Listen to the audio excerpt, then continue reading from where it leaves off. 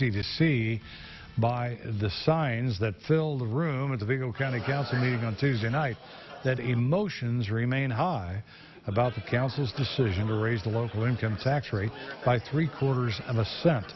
That money will go toward funding a new jail and public safety. One council member tells us the reason behind her vote was to see at least some movement forward. Sadie All joins us now.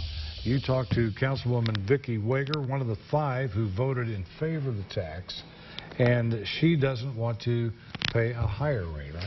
Yeah, that's right. So she actually admits that she didn't want to pass the vote on the increased tax, and like you said, she doesn't want to pay a higher rate either. Right. But she says this is an investment in our community, and the money being spent toward the jail can help benefit county employees, the school corporation, and overall the standard of living in our community. I just think we have to get off our rear ends and do something about it, and it was time to stop stalling. County Councilwoman Vicki Wager says passing an increased income tax was an unpopular move, but one that had to be done.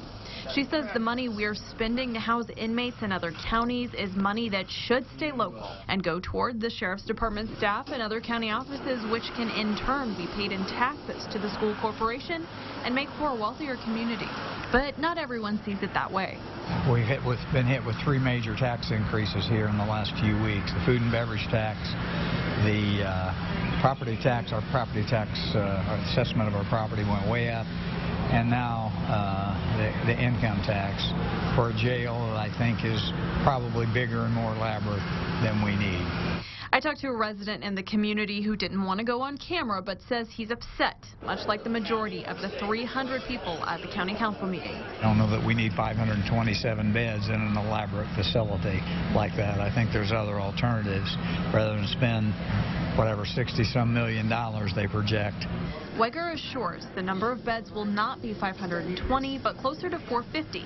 We're not giving the commissioners a blank check to go out and build the biggest jail they can. They still have to come to the council and ask for an appropriation for the jail. I think that it'll be a reasonable sized jail. The jail architect still has to draw up blueprints. Councilwoman Wager tells me they're not sure when this tax increase will be implemented, but it will be over a period of time to reach $60 million. Certainly emotional, no doubt about that. You'd also talked to the auditor today. I did, and he helped me break down some of the costs. Right. So for the average Vigo County family, including 2 parents and a child, roughly with an annual income of $47,000, the auditor says this tax will come down to $3.50 a week, which is $182 a year. All right. Thanks for your work, Sadie. And meanwhile, a security